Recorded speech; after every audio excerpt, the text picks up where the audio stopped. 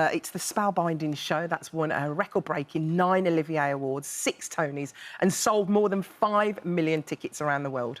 As Harry Potter and the Cursed Child continues its magical run in the West End, we are so excited to be joined by the stars of the show, Sam Crane, Thomas Aldridge and Michelle Gale. How you doing? Thank you very much. It's so lovely to have you. Thanks for having us. We're very privileged that we've actually seen the show, both of us. Yeah. It's so hard to talk about it know. and not give away any spoilers. Yeah, so there's a lot of spoilers. For to kind of give people an overview of what the show's about, because it's not like the original films. Yeah.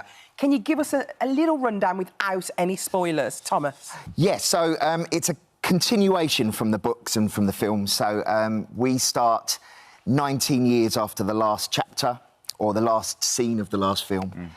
Just as we're all grown up, Ron, Harry and Hermione are all grown up, Draco's grown up. We've all got kids and our kids are about to go off to Hogwarts. And all chaos ensues. And What I love about it is the fact that all the adults are kind of like, they're not doing that. I mean, you're doing your dream job, but other than that, you know, not, like, Harry's quite stressed. Like, he's got this middle management position. It's dramatic, isn't it? Yeah. And we get the team back together. Yeah. One last absolutely. hurrah. Now, I have to, So good. This isn't a spoiler, but I bumped into Michelle. Did you? The day... Is it the day you got offered the job? I think it was the day after or the day, and I told you, didn't I? Yeah, we just bumped into each other in London. And I said, "How's life?" And she went, "I've just been offered this great job." And I was like, "Oh my God, it's extraordinary!" You so probably wasn't allowed to tell him. Well, you know, Dermot's special. Absolutely. Correct me. So that was pre-pandemic, right? It was pre-pandemic. So were you guys... So how long did you have before you had to shut down? So I didn't complete a year. So I did about 9 months. Yeah. And then the pandemic. I was meant to finish my run in May, and the pandemic hit in March. And we were off for 18 months. Yeah. The show was closed.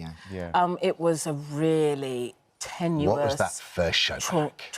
It's amazing. Wonderful. Absolutely Just brilliant. appreciate it so much more, don't Completely. you? I think the audience did as well. I think the whole of the country just kind of was so ready to come back to theatre, because we were one of the last industries to reopen. So. Especially the first day, I'd say you got... Because it started, I think you had to, like, sit in, like, sequential seats or something, didn't you? Yeah. So the first day you had a full house must have been so exciting. Yeah. I think they waited until we could have a full house, so that's why we were one of the last shows to come up, because we just felt for the experience it's best to have a full house. And we recorded the moment, didn't we? That we took a photograph of ourselves in the audience, and everyone was overjoyed. Wow. Now we have to talk Sam, don't we? Because Sam, Yes. you are the... We have to.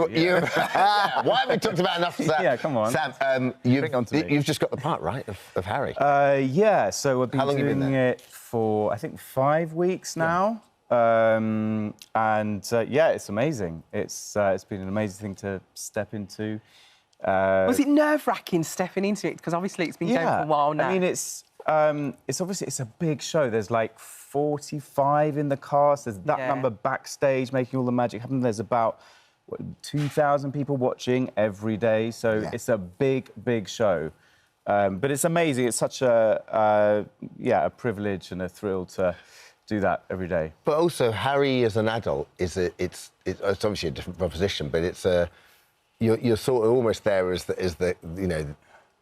the support for your son, aren't you, Albus? Yeah. So in many ways, the story's still about you three, but the story is also about your their children, which is really... really... And I think that's what's interesting for me too. It's like, he's not just... I mean, of course, Harry Potter is this major, iconic character, but I think in this, the way I see it, he's this human being, a guy in his 40s, and he's going through a tough time. Yeah. 40-year-old real, kind of midlife crisis, kind of dealing with teenage kids, and you know, it's that thing that is. I think anyone who's got kids knows what that's like. Yeah. I've got to ask, as actors, this show is gruelling. I mean, you have to put aside a whole day to go and watch the show, There's two performances. Yeah, so Yeah, you watch the matinee and then you go and watch the evening performance. It's in 2 parts. But I can't imagine for actors, like, doing sometimes you do 2 shows.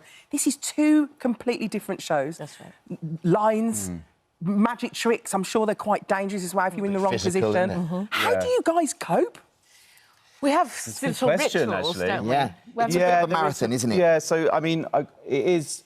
like, there's a lot of chaos, everything going crazy beforehand, and I find I need to take a moment to, like, really kind of focus and kind of get my... What I do, I actually have this thing that I was actually given this by when I worked with Mark Rylance. Yeah. As a kind Name of drop. a little name. That's right. It's a so it's like a mini Rubik's cube, and I find that so I've actually had it for about kind of 6 years, and I find it just help. It's sort of meditative, and I help get my energy focused and let all the other stuff. And I'm actually, and the kind of thing of just trying to solve it, and I'm getting there. I mean, I'm not being great, but I think I'm getting.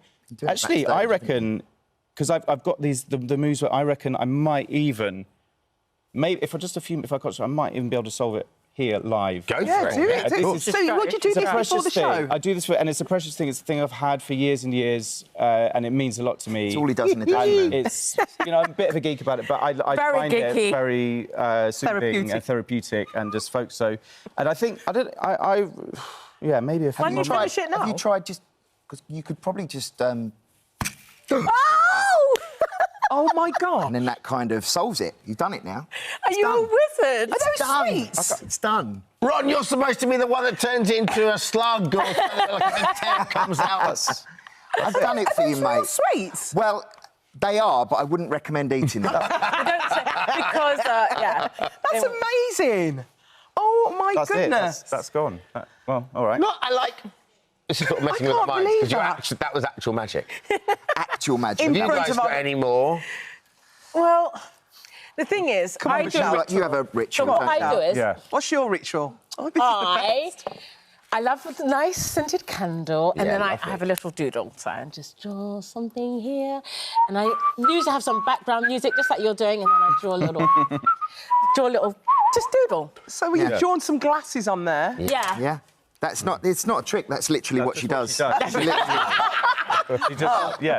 Sorry, guys. That's just her pre-show ritual, right? Yeah. That's You just like candles. Yeah. Yeah. Yeah, I love candles. Do a bit of doodling. That is brilliant. The sound, like me and Alison have been to see this, down the years, and it's extraordinary because when you try and explain it to people, it's quite difficult production to kind of relate. And that's not even to do with the storyline. Storyline's brilliant, but the sound design and the set design and how.